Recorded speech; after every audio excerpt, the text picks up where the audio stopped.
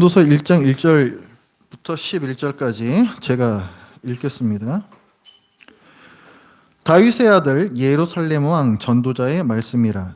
전도자가 이르되 헛되고 헛되며 헛되고 헛되니 모든 것이 헛되도다. 해 아래에서 수고하는 모든 수고가 사람에게 무엇이 유익한가? 한 세대는 가고 한 세대는 오되 땅은 영원히 있도다. 해는 뜨고 해는 지되 그 떴던 곳으로 빨리 돌아가고 바람은 남으로 불다가 북으로 돌아가며 이리 돌며 저리 돌아 바람은 그 불던 곳으로 돌아가고 모든 강물은 다 바다로 흐르되 바다를 채우지 못하며 강물은 어느 곳으로 흐르든지 그리로 연하여 흐르느니라. 모든 만물이 피곤하다는 것을 사람이 말로 다 말할 수는 없나니 눈은 보아도 족함이 없고 귀는 들어도 가득 차지 아니하도다. 이미 있던 것이 후에 다시 있겠고 이미 한 일을 후에 다시 할지라. 해 아래에는 새 것이 없나니 무엇을 가리켜 이르기를 보라 이것이 새 것이라 할 것이 있으랴. 우리가 있기 오래전 세대들에도 이미 있었느니라. 이전 세대들이 기억됨이 없으니 장래 세대도 그 후 세대들과 함께 기억됨이 없으리라. 아멘. 저는 신앙이 없던 청년 시절에 내가 사는 이유가 무엇인가, 어떻게 살아야 하는가라는 인생 고민을 시작했습니다. 그러다가 사람 사는 데에는 아무런 목적도 의미도 없구나라는 결론을 내렸습니다. 이 넓고 넓은 우주에서 보이지도 않는 지구가 있으나 없으나 전혀 달라질 게 없는 거잖아요. 그럼 그 지구에서도 보이지도 않는 내가 있든 없든 그것이 무슨 상관이란 말입니까? 저는 회의주의자가 되었고 그렇게 한동안 살았습니다. 그때는 몰랐는데 알고 보니까 다들 이런 고민들을 하고 살고 계시더라고요. 옛적 사람들도 같은 고민을 하면서 살았습니다. 전도서는 2000여 년 전에 쓰여진 책인데 이 세상과 삶에 대한 회의가 곳곳에서 묻어나옵니다. 이 책을 쓴 사람은 1절 말씀에 보면 전도자다 이렇게 얘기하고 있어요. 여러분이 책이나 어떤 강의 같은 걸 보시면 코헬렛 이런 단어들이 많이 나오는데 전도자, 히브리어로 코헬렛이라고 부릅니다. 이 전도자 코헬렛은 다른 사람을 가르치는 선생을 가리켜요. 이 전도자가 누구냐 했을 때 다윗의 아들 예루살렘 왕이라고 했습니다. 그래서 전통적으로 다윗의 아들이면 솔로몬이지 해서 솔로몬이 늙음하게 썼다라고 보통 그렇게 여겼어요. 그런데 그렇게 보기가 매우 어렵습니다. 왜냐하면은 16절 말씀에서 보면 자, 그 중간에 보면은 나보다 먼저 예루살렘에 있던 모든 사람들보다 내 지혜가 더 낫다 이런 말씀이 나와요. 솔로몬 지혜가 큰 건 여러분들 다 아시죠? 근데 누구에게 비유하냐면은 예루살렘에 있던 모든 사람들이라고 합니다. 왕은 레벨이 있는 거예요. 아무나하고 비교하지 않습니다. 왕은 왕하고 비교를 하는 거예요. 그런데 예루살렘 성에 처음 들어간 게 누구냐 하면 다윗 왕이에요. 다윗 왕이 예루살렘 그 성을 점령하면서 들어갔단 말이에요. 그러면 솔로몬 왕의 예루살렘 다스렸던 사람은 몇 사람입니까? 한 사람이죠. 다윗밖에 없는 거예요. 근데 복수형으로 나와 있죠. 예루살렘을 다스리던 그 모든 사람들보다 자기가 더 지혜롭다. 이건 뭘 말하는 거예요? 솔로몬이 아니라는 거예요. 그리고 솔로몬은 처음에는 잘했지만 중도에 매우 악한 왕으로 변절합니다. 그런데 그렇게 변절한 솔로몬이 노년에 쓴 글이 성경에 이렇게 들어올 가능성은 거의 없어요. 말년에 회개를 했다 그런 암시도 역사서에는 전혀 나와 있지 않습니다. 그 다음에 또 세 번째로는 이 전도서 내용을 보면 다스리는 사람들이 다 썩어 빠졌다 이런 말도 나와요. 자기가 왕인데 자기가 자기한테 하는 얘기입니까? 이상하잖아요. 그러니까 솔로몬 왕일 수는 없는 거예요. 실제로 어떤 왕일 수는 없다라는 거예요. 그럼 누구냐? 많은 학자들이 생각하기를 이 전도서를 쓴 전도자는, 그러니까 이 다윗의 아들이다, 예루살렘의 왕이다라는 이 표현은 보통 히브리어서에서 이 아들이라는 것은 꼭 그 바로 아래 아들 가리킨 것이 아닙니다. 성경 전체에서 이 아들이라는 히브리어 단어는 그의 후손들을 가리켜요. 손자가 될 수도 있고 몇 대 손이 될 수도 있습니다. 그러니까 어쨌든 다윗의 후손들 중엔 누구다, 그거는 확실한 거고, 구체적으로는 학자들이 얘기를 하기를 기원전 3세기, 솔로몬은 기원전 10세기, 11세기 이럴 때 사람이에요. 전도서를 쓴 사람은 기원전 3세기경에 헬라 제국의 지배 아래에서, 헬라 제국이 어떻게 다스렸어요? 그 점령지에다가 총독을 보내서 다스리게 했어요. 보통 그 나라 문화를 잘 알고 있는, 점령지의 문화를 잘 알고 있는 그 나라 사람을 보내서 다스리게 했습니다. 그러니까 여기에서 예루살렘 왕이라는 표현도 그렇게 헬라 시대의 그 제국의 지배를 받으면서 어떤 총독 역할을 예루살렘에서 했던 사람, 정치인이죠. 그러니까 그렇게 봐요. 근데 그 사람이 이제 늙어서 은퇴를 해서 이제 인생의 어떤 우여곡절을 다 겪은 사람 아니겠습니까? 이 사람이 이제 쓴 책이다, 이렇게 이제 봅니다.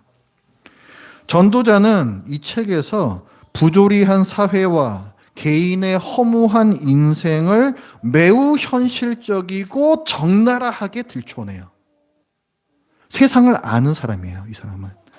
그리고 이 답없는 세상을 어떻게 우리가 잘 살아낼 수 있을지에 대한 지혜, 그 지혜를 말합니다. 전도자가 이 세상을 관찰한 후에 내린 결론은 헛되다라는 거예요. 헛되다.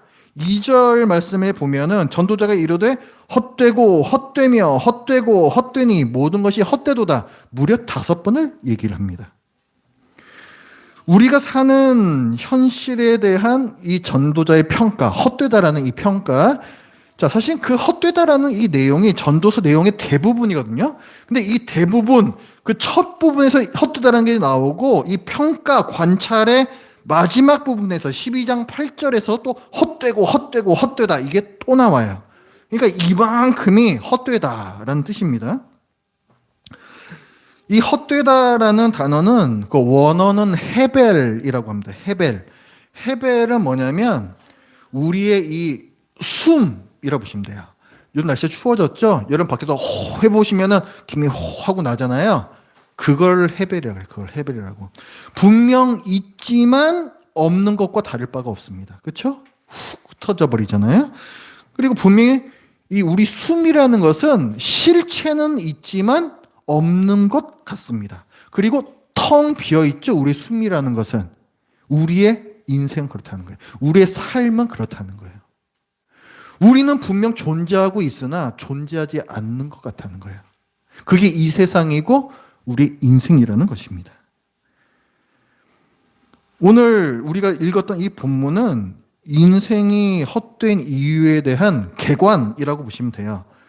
그래서 3절 말씀에 보면 사람이 수고하는 것이 헛되다. 여러분 다 열심히 이번 주에도 사셨잖아요. 그런데 그 수고하는 것이 헛되다 얘기합니다. 우리 인생 전체가 뭔가를 쫓아가면서 수고를 해요. 근데 그것이 헛되다라고 얘기를 합니다. 그러니까 우리 인생은 헛된 거예요.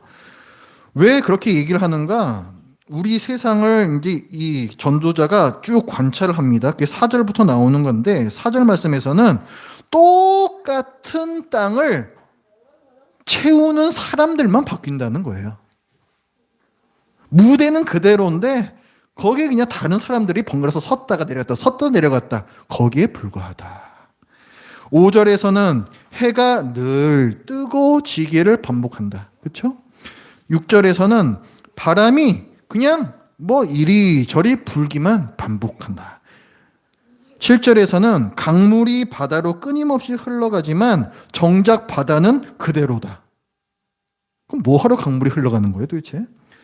그러니까 지금 뭐 해도 그렇고 바람도 그렇고 강물도 그렇고 끊임없이 움직이고 끊임없이 일하지만 실제로 바뀌는 건 아무것도 없어요. 어제와 오늘은 똑같고 내일도 오늘과 똑같을 겁니다. 그러니까 해나 바람이나 강물의 입장에서는 그냥 열심히 피곤한 일만 계속할 뿐이에요. 아무런 결과도 없이. 그래서 전도자가 얘기하는 것은 사람도 열심히 일하지만 피곤하기만 하다는 거예요. 우리도 똑같다는 거예요. 똑같이 우리도 열심히 뭐 계속 수고는 하는데 만족은 없어요. 9절 말씀을 보면은 우리는 어제 했던 일을 오늘 또 반복할 뿐이다 라고 얘기하고 있습니다. 정말 그렇죠. 우리가 하루 할 일을 다 마치고 자고 일어나면 딱 어제만큼의 일이 오늘을 또 기다리고 있습니다. 이런 삶이 매일 반복돼요. 그래서 이 세상에는 새 것이 없다. 해 아래에는 새 것이 없다라고 9절에서 말씀합니다. 우리 선조들도 다 그렇게 그냥 쳇바퀴 돌듯이 살아왔고 우리도 계속 그렇게 그냥 살고 있다는 거죠. 공감되시죠? 우리의 수고가 이토록 무의미하고 헛되다면 도대체 우리가 수고하면서 살 이유가 무엇입니까? 굳이 왜 이렇게 고생하면서 살아야 돼요? 당장 먹고 살아야 되니까? 굶어 죽을 수는 없으니까? 그래서 마지못해서 죽을 때까지 수고하며 살아야 한다면 이 얼마나 비참한 인생입니까? 이것이 성경이 말씀하는 비참함에 빠진 사람의 상태입니다. 왜 사람이 이런 비참한 상태에 빠졌는가? 사람이 하나님께 등 돌리고 자기 마음대로 살려 하는 죄를 지었기 때문입니다. 하나님께서 이 세상과 우리 한 사람 한 사람을 지으셨습니다. 하나님께는 목적 없는 일이 없습니다. 우주선을 쏘아 올리는 놀라운 현대 과학도요, 있는 재료에서 그것에서 다른 것을 만들어내는 그 기술에 불과합니다. 현대 과학 기술은 없는 것에서 있는 것을 만들어내는 진정한 창조는 불가능합니다. 그렇다면 없는 것에서 있는 것을 만들어내신 하나님의 창조, 이 세상과 여러분 한 사람 한 사람을 지으신 하나님의 창조 사역은 얼마나 위대한 것입니까? 우리는 착각합니다. 전능하신 하나님께는 이런 창조가 아무것도 아닌 일이라고. 그렇지 않습니다. 우리는 분명히 알아야 합니다. 창조는 하나님께서만 하실 수 있는 매우 놀라운 일이며 하나님께는 아무런 분명한 목적도 없이 결코 하시지 않는 일이 바로 창조예요. 심심풀이로 하시는 일이 아니란 것입니다. 그런데 아담과 하와부터 우리 개개인들에 이르기까지 모든 사람들이 하나님께서 이 세상과 나를 창조하신 목적을 외면하고 내 욕망에 따라서 스스로 목적을 설정하고 살면서 우리의 인생은 관역을 빗나간 화살과 같이 목적을 잃고 의미를 잃은 삶이 되어 버렸습니다. 하나님을 배제한 인생은 비참합니다. 해 아래에서 수고하는 모든 수고가 무익하다. 3절에서 말씀하고 있어요. 해 아래에서라는 게 무슨 말인가? 하나님께서는 하늘에 계십니다. 해 아래는 하나님을 외면한 세상을 가리켜요. 하나님을 외면하는 해 아래에서의 인생은 비참합니다. 13절과 14절 말씀을 보면 하늘 아래에서 또 해 아래에서 행하는 모든 일은 하나님의 없는 인생이고, 이렇게 하나님을 배제한 세상은 하나님께서 세상과 사람을 지으신 목적을 배제하고 살기 때문에 바람을 잡는 것과 같아. 내가 창조된, 세상이 창조된 목적을 외면하니 그게 무슨 목적이 있겠으며 그게 무슨 의미가 있겠습니까? 그래서 우리의 삶이 무의미하고 허무하다는 거예요. 하나님을 배제한 해 아래의 세상은 또한 모순적입니다. 아까 그 헛되다라는 것이 헤벨이라는 원어라고 말씀을 드렸고, 근데 이 헤벨이 여러분들이 잘 아시는 가인과 아벨 할 때 그 아벨이 원래 하벨이에요. 그러니까 히읗 비읍 똑같죠. 히읗 비읍 리을 똑같이 들어가죠. 헤벨 하벨 똑같이 들어가죠. 히브리어에서는 자음이 똑같으면 같은 어근이다라고 봅니다. 연관이 있는 단어라고 봐요. 아벨이 어떤 사람이에요? 자기 형 가인에게 맞아 죽은 사람이죠. 어쩌다 맞아 죽었습니까? 제사 잘 드리다가. 아벨은 의롭게 살다가 도리어 악인에게 죽임을 당한 인류 역사의 첫 번째 사람입니다. 의인이 오히려 비참하게 죽다니 이게 말이 되는가? 맞습니다. 아벨은 말도 안 되는 부조리한 인생, 헛되고 헛된 인생을 살았던 첫 사람입니다. 하나님께서는 아벨의 피가 땅에서 해 아래에서 자기의 억울한 죽음을 갚아달라 호소하고 있다고 말씀하셨습니다. 지금 우리도 말도 안 되는 세상에서 비명을 지르면서 살고 있습니다. 우리뿐만 아니라 이 세상 모든 피조물이 다 그러고 있어요. 로마서 8장 20절부터의 말씀입니다. 피조물의 허무한데 굴복하고 있다 말씀이에요. 피조물이 허무한데 굴복하고 있다. 다 목적을 잃어버리고 본래 창조되었던 그 방향으로 가지 못하고 허무한데 굴복하고 있다. 피조물이 다 지금까지 함께 탄식하며, 여러분이 탄식하듯이 온 세상의 모든 짐승들도, 모든 동식물들이 다 함께 탄식하고 있다는 거예요. 이 허무한 이 삶을 탄식하고 있다는 거예요. 함께 탄식하며 함께 고통을 겪고 있다라고 얘기하고 있습니다. 왜? 우리가 허무한데 굴복했기 때문에. 이런 헛된 인생에서 벗어나는 방법이 무엇인가? 우리를 창조하신 하나님께로 돌아가는 것입니다. 하나님께서 우리를 창조하신 위대한 목적 안으로 다시 들어가는 것입니다. 하이델베르크 요리문답 제2문에서는 이렇게 묻습니다. 복된 인생으로 살고 죽기 위해서 당신은 무엇을 알아야 합니까? 그때 답을 뭐라고 얘기를 하냐면 다음의 세 부분을 알아야 합니다. 첫째, 나의 죄와 비참함이 얼마나 큰가? 둘째, 나의 모든 죄와 비참함으로부터 어떻게 구원을 받는가? 셋째, 그러한 구원을 주신 하나님께 어떻게 감사를 드려야 하는가? 이것이 허무하지 않은 복된 인생을 사는 방법이다라고 얘기하고 있습니다. 세 가지 줄여서 얘기하면 뭐예요? 예수 그리스도께서 우리를 우리의 죄와 비참함에서 구원하셨다는 거예요. 전도자는 해 아래에 새 것이 없다. 무의미한 나날의 반복이다라고 얘기합니다. 맞습니다. 하나님을 외면하는 인생에게는 이 세상 아무런 목적도 의미도 없어요. 그저 무의미한 나날들의 반복에 불과합니다. 그런데 예수님께서 해 아래 새 것으로 오셨습니다. 하나님께서 이 세상에 새 일을 행하셨습니다. 이사야 43장 19절에서 이사야 선지자가 예언했습니다. 보라, 내가 새 일을 행하리니 이제 나타낼 것이라. 너희가 그것을 알지 못하겠느냐? 반드시 내가 광야의 길을 사막의 강을 내리니. 우리가 살고 있는 사막과 같은 이 척박한 삶 가운데 주님께서 생명을 주시겠다는 거예요. 그 생명이 가리키는 것이 무엇인가? 그 강이 무엇인가? 예수 그리스도입니다. 예수 그리스도를 주시겠다는 예언이에요. 예수님께서는 죽음의 사막 같은 무의미한 세상에 새싹을 내고 꽃을 피우는 생명을 주는 강 같은 존재로 오셨습니다.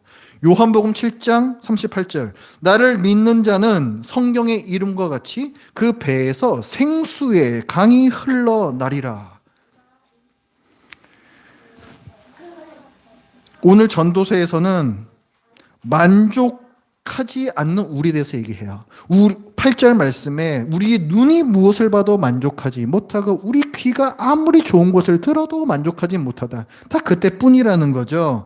그러나 예수님께서 참 만족을 주십니다. 요한복음 4장 14절, 내가 주는 물을 마시는 자는 영원히 목마르지 아니하리니 내가 주는 물은 그 속에서 영생하도록 솟아나는 샘물이 되리라. 참 만족을 주시는 거예요. 참 만족을 주신다.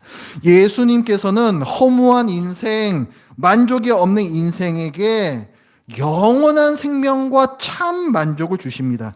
요한복음 10장 10절에서도 말씀을 합니다. 내가 온 것은 양으로 생명을 얻게 하고 더 풍성히 얻게 하려는 것이라.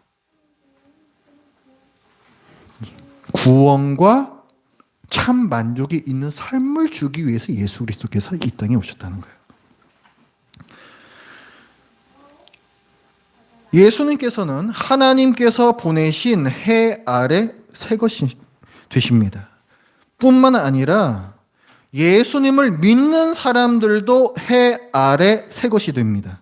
고린도후서 5장 17절, 그런즉 누구든지 그리스도 안에 있으면 새로운 피조물이라. 이전 것은 지나갔으니 보라, 새 것이 되었도다. 예수 그리스도를 모르면 이 해 아래 새 것은 없습니다.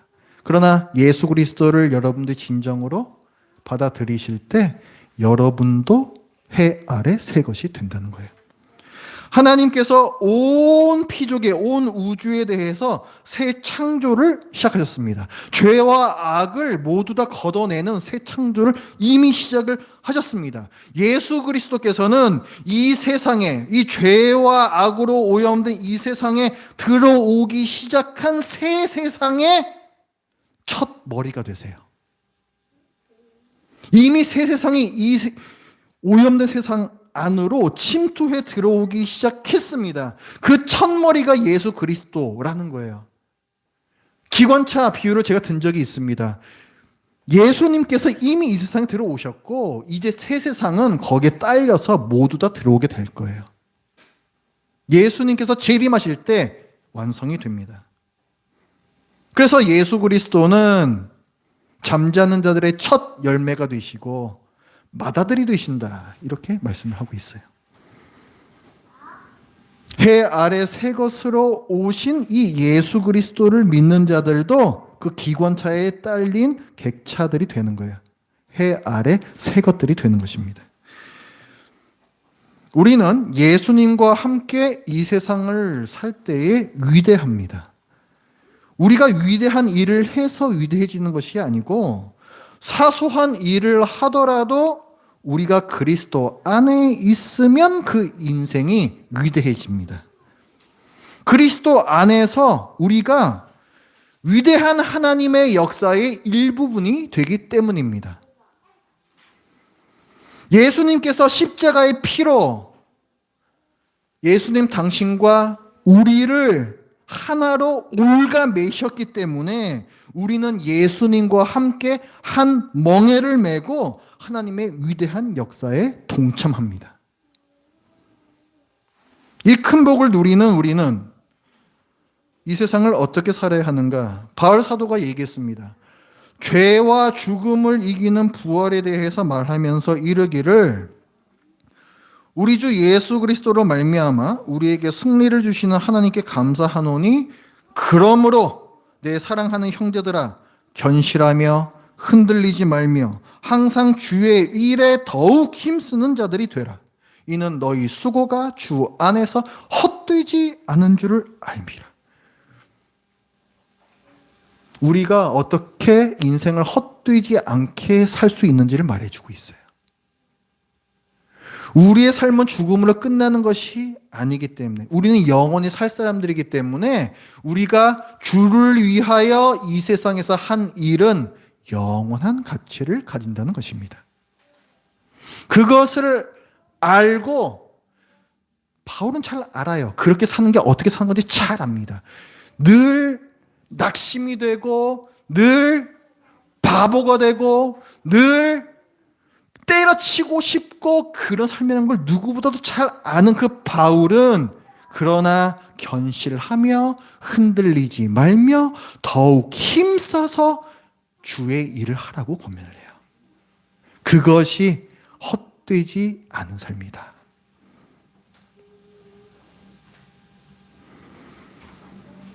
주를 위한 일이란 무엇이겠습니까? 예수님께서 명하신 그 두 가지입니다. 하나님을 사랑하고 내 이웃을 사랑하라. 그 두 가지. 이 일들이요, 우리가 죽은 다음에도 영원한 의미를 가진다는 것은 뭐 성경이 말씀하는 바 그 개념적으로도 그렇고 실제로도 그렇습니다. 여러분들이 편협한 개인주의적 신앙, 이기적 신앙, 기복주의적 신앙에서 벗어나서 어려운 사람들에게 먼저 찾아가서 이웃이 되어주는 더 넓은 관계 안에서 사셔야 됩니다. 그렇게 할 때 내 삶의 목적이 있고 내 삶의 의미가 있음을 실제로 체감할 수가 있어요. 내 삶이 허무하고 무의미하게 느껴지는 이유는 내 관심이 오직 나와 내 가족 안에 갇혀있기 때문입니다. 그 상태에서는 결코 허무함을 벗어날 수 없어요. 아무리 좋은 강의를 듣고 다 필요 없습니다. 다 그때뿐, 들을 때뿐이야. 들을 때는 그런 것 같죠. 그때뿐이에요. 이 세상의 철학에 불과합니다. 우리를 지으신 하나님께서 알려주시는 방법을 따라가세요. 그렇게 할 때에 하나님의 목적 안에서 살게 되고 여러분의 삶이 그 트랙을, 올바른 트랙을 나아가게 되는 것입니다. 예수님께서 다시 오시는 날에 이 세상에서 죄와 악이 모두 거치는 온 우주적 회복이 있을 것입니다. 그때에 우리는 하나님의 자녀로서 맏아들이신 예수 그리스도와 함께 이 세상을 정말 눈에 보이게 생생하게 경험하며 다스리게 될 것이고, 그렇게 새롭게 된 세상에는 고통 없고 눈물도 없고 무의미함도 없고 허무함도 없습니다. 어떻습니까? 얼른 그 세상이 되었으면 좋겠죠. 이 새로운 세상은 우리뿐만이 아니라 모든 피조물들이, 모든 동식물들까지도 다 목이 빠지게 기다리는 세상이기도 합니다. 로마서 8장 19절, 피조물이 고대하는 바는 하나님의 아들들이 나타나는 것이라. 정말 우리가 목 빠지게 기다리면서 바라보아야 하는 그 세상인 거죠. 우리는 그때까지 주님의 은혜에 감사드리면서 견실하며 흔들리지 말며 주의 일에 더욱 힘쓰는 사람들이 되어야 합니다.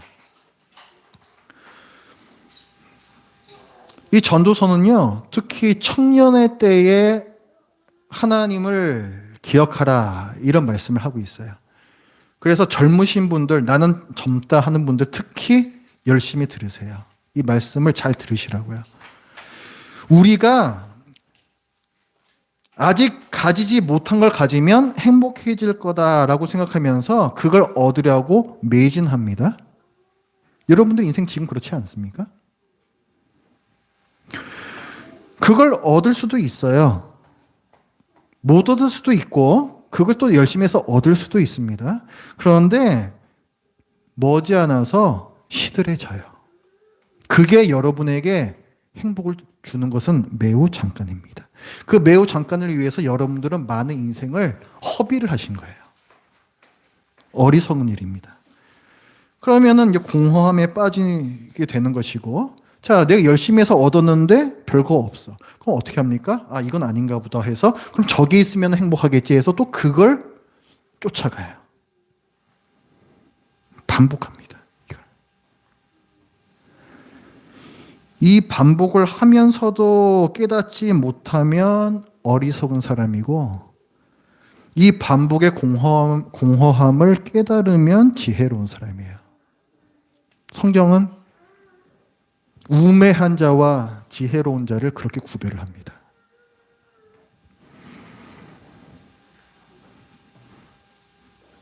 예수 그리스도라는 위대한 이름을 따서 불리는 사람들이 그리스도인이에요. 내가 초라하고 가진 것, 참 보잘것없더라도 예수 그리스도 안에서 나의 삶은 가치 있고 위대해졌습니다. 이미 그렇게 된 거예요. 세상이 위대하다, 세상이 좋다라고 하는 것들은 전도자가 말하는 것처럼 가지고 보면, 또 지나고 보면 다 쓰잘데기 없는 것들이에요.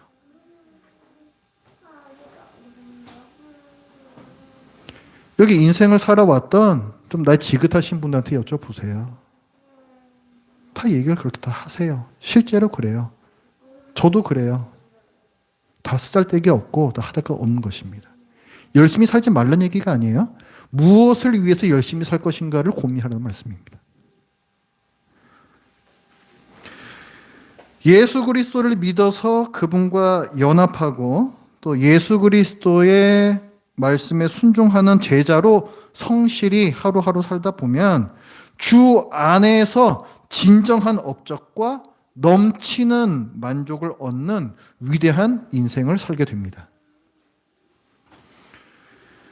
그 인생을 함께 사는 해 아래 새 것, 우리 모두가 되길 바랍니다. 기도하겠습니다. 하나님 아버지, 오늘 전도서 말씀을 통해서 모든 것이 헛되고 헛되고 헛되고 헛되다 고백하는 전도자의 저희들이 공감하는 이 말씀을 함께 나누었습니다. 그러나 이 헛됨이 과연 어디에서 오는 것인가? 또 이 헛되고 허무함에서 벗어나는 그 길이 무엇인가? 저들이 또한 이 시간에 보았습니다. 하나님 아버지, 저희들의 삶의 방향이 바뀌게 하여 주시옵소서. 저희들이 소중하다고 여기는 가치관이 바뀌게 하여 주시옵소서. 하나님의 말씀이 저희들의 기준이 되어서 저희들의 인생을 인도하게 하여 주시옵소서. 예수님의 이름으로 기도드립니다. 아멘.